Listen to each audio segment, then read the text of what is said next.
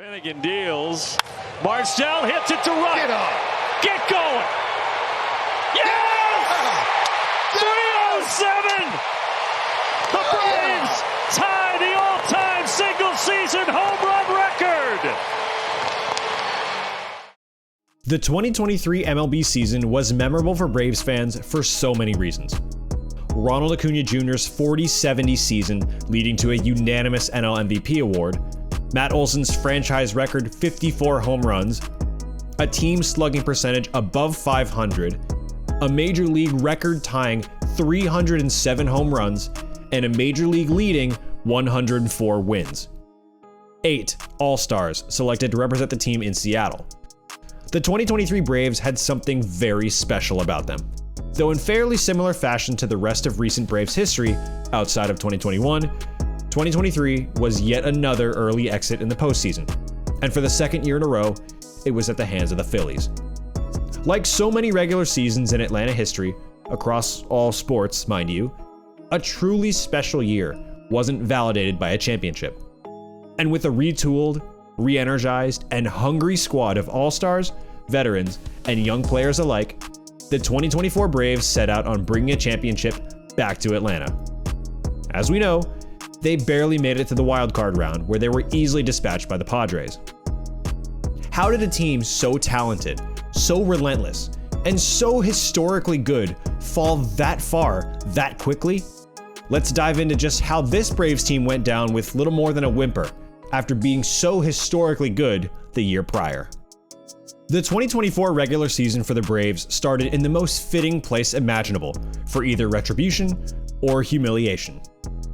Just about 6 months after Orlando Arcia's ill-fated mockery of Bryce Harper's base running mistake in Game 2 of the 2023 NLDS, the Phillies welcomed the Braves to Citizens Bank Park to start the regular season. Should the Braves fail to win the series at Philadelphia, you can imagine all of baseball would be laughing at Arcia and the Braves. But it wasn't meant to be for the haters, as the Braves took 2 out of 3 from the Phillies, outscoring them 25-12 in those 3 games. But the good times were about as short-lived as you'd expect. Sean Murphy, the 2023 All-Star starting catcher for the National League, injured his oblique and would end up missing nearly 2 months. And for the Braves, this became an ongoing theme for the 2024 season. Just a week later, opening day starter Spencer Strider suffered a torn UCL in his right elbow and would require season-ending surgery. The signs were there early on in his second start against the Diamondbacks, but an MRI after the game revealed the worst-case scenario. Already without their primary catcher, the Braves would be put behind the 8 ball early on in the season. And while they finished the month of March and April a combined 19-12, things never really got going to their lofty standards. An early West Coast road trip, culminating in a 3-game series against the Dodgers at Dodger Stadium, would test the Braves' resolve in the young season. So how did the Braves fare against the Dodgers' star-studded squad, now led by baseball's unicorn Shohei Ohtani? Well, they lost. Badly. After a walk-off win in Game 1, the Dodgers hammered Braves starter Bryce Elder in Game 2 and completed the sweep on Cinco de Mayo on the heels of a 2-homer game by Ohtani. Once off Max Fried, once off AJ Minter. The Braves took 3 out of 4 in late August of 2023 at Dodger Stadium, but the Dodgers returned the favor and humiliated the Braves in 2024. Nothing really materialized for Atlanta through the month of May, a month that saw them fall out of first place in the NL East, where they would remain for the rest of the season. And to make matters worse, reigning NL MVP Ronald Acuna Jr. tore his non-surgically repaired ACL in late May and would miss the remainder of the season. The Braves have been one of the most consistent teams in the league since the start of the Alex Anthopoulos-Brian Snitker era. They've recorded at least 90 wins, including back-to-back 100-plus win campaigns, every season except for one since 2018, not including 2024. At first, it seemed like the 2024 Braves would be more of the same. They'd magically figure it out despite a fairly pedestrian start by their lofty standards. But such inspired play never came, and the Braves would struggle to get it in gear through the All-Star break. With newly acquired Chris Sale, Reynaldo Lopez, and Marcell Ozuna being the only Braves selected to the All-Star game in Texas, the break would be more than a welcome opportunity for the Braves to retool and reset before the second half. But they just never got it going. the Braves finished at or around 500 every month through the end of the season. And when it mattered most, they just couldn't get it done. Matt Olson set franchise records in home runs and RBIs in 2023, but regressed in a major way the following year. Austin Riley showed glimpses of remarkable improvement across his entire game, but struggled at the plate as well when he was healthy. And he missed the remainder of the season after being hit in the wrist on this pitch in mid-August. Ozzie Albies and Michael Harris couldn't stay healthy and missed extended time. Adam Duvall was a shell of his old self, particularly the one the Braves acquired at the trade deadline in 2021. The list goes on and on, but the bottom line is the Braves didn't get it done. Though they eventually made it to the postseason, they hardly put up a fight against the Padres and were swept out of the wild card round in 2 games. The Braves just making the postseason was a great story for the organization, to withstand the mountain of injuries and still make it to October. But there were warning signs long before the injuries to Acuna, Albies, Harris, and Riley, to name a few. How did a team so seemingly invincible during the 2023 regular season just vanish? You could argue part of it was down to injuries and inconsistency, but it wasn't just the poor batting average with runners in scoring position, or inability to string hits together, or support an otherworldly pitching staff led by Chris Sale, Reynaldo Lopez, and Max Fried. All season long, the Braves lived by the long ball and died by the long ball.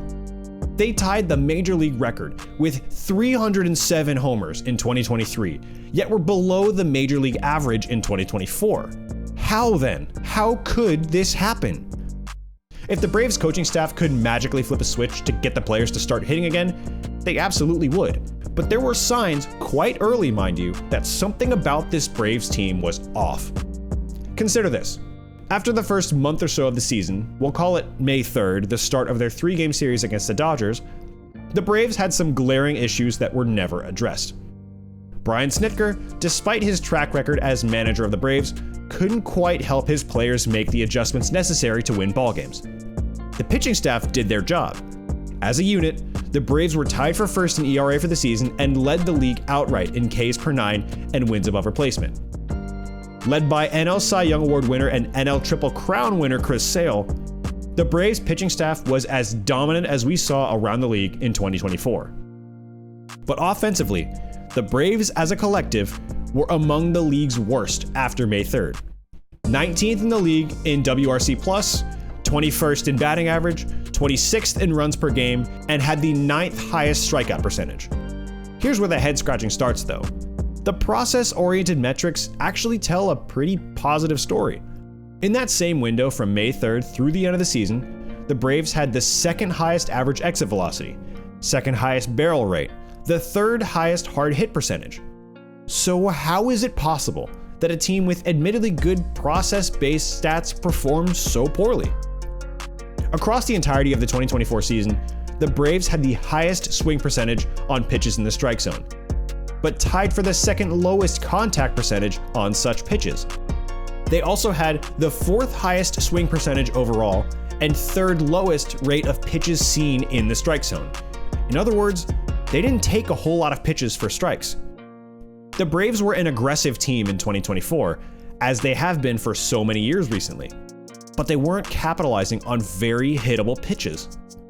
So often during the season would Braves players foul off pitches in the middle of the strike zone and end up flailing at bad pitches. And the new bat tracking metrics from StatCast actually support this point.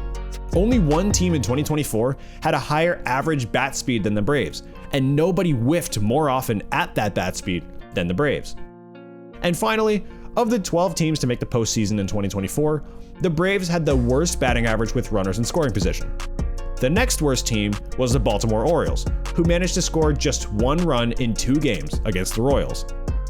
The swing hard in case you hit it approach worked wonders in 2023, but exposed a massive flaw in the Braves' approach, or lack thereof, in 2024. Because just as they led baseball in swing percentage on strikes in 2024, they did so in 2023. The difference was they didn't miss hittable pitches in 2023. And oftentimes when you take a bigger swing and try to hit the ball harder, you're bound to miss the barrel or the ball entirely. The new bat tracking metrics support this theory. No team had a higher swing speed and swing length than the Braves in 2024. Homers are great when you can hit them, but if that's your only approach, you're setting yourself up for failure. It's a rather polarizing topic in baseball these days because the analytics tell you that you want to outslug your opponents. The numbers are there. Teams in the postseason specifically that out-homer the opposition have a vastly superior win percentage. In other words, more homers is better, right? But even Hall of Famer Chipper Jones cited the team's homer-happy approach as something he couldn't tolerate as a hitting instructor. And indeed, part of the Braves' lack of success in 2024 can be attributed to their lack of a cohesive offensive approach at the plate. You can try to pin this disappointing season on the injuries, but there's a whole lot more to it than just the superstars missing time. Even Kevin Seitzer, who was let go by the Braves following the 2024 season, tried to frame the team's struggles as predominantly mental. Every player was trying to be the hero and pick up the slack for their injured teammates. But it's not like the Braves lacked the talent to make up for injuries to key position players. Even before Acuna's ACL injury in late May, the Braves as a unit were an underwhelming team by their lofty standards. The process metrics were good. Hard hit balls, high exit velocity. Surely things would start to break their way. But it just didn't happen because the way this team went about their business at the plate in 2024 suggests a huge lack of discipline. From the start of the season through Acuna's injury on May 26th, the Braves were dead last in baseball in contact percentage on pitches in the strike zone, or Z contact percentage, had the 4th lowest contact percentage overall, and the 3rd highest swing percentage. All of this suggests is that the Braves are not just an aggressive team at the plate, they're an overly aggressive team. Injuries weren't the sole culprit in 2024, though they certainly didn't help. It's more down to players trying to do too much and make up deficits all at once. The home run is nice, but a solo home run counts just as much as a walk, a sac bunt, and a base hit. And this trend of high swing frequency, low contact percentage, and high chase rates isn't unique to 2024. In 2023, with a mostly healthy Braves lineup, the Braves were 9th in chase rate, or swings on pitches out of the strike zone, and 23rd on contact percentage on pitches in the strike zone. The same story rings true for 2022, as the Braves were 4th in chase rate and dead last in the league in contact percentage on pitches in the zone. We can even go back to 2021, where the Braves were 13th in chase rate and 28th in contact percentage on strikes. This evidence points to a pretty crucial point in the way the Braves operate. Their priority is the long ball, and it's a simple case of live by the homer, die by the homer. So often in 2024, would opposing pitchers with average to below average repertoires go deep into games, as the Braves' aggressive approach lends itself to short innings and easy outs for the opposition. And it makes sense. The best pitch to hit in any given at-bat will usually be the first one, and it'll usually be a fastball. Count leverage makes up a great deal of the approach to hitting, and pitchers wanting to get ahead in the count will usually attack the strike zone with a hittable pitch. In turn, aggressive hitters like the Braves will jump on that opportunity and swing at the first pitch, often. That kind of recipe is great when it works, just as we saw in 2023.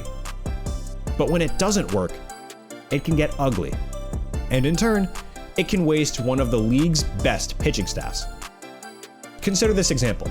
In a makeup game that saw the Braves face the Chicago White Sox, by record, the worst team in the live ball era, Chris Sale tossed 7 innings of 1-run baseball with 11 strikeouts.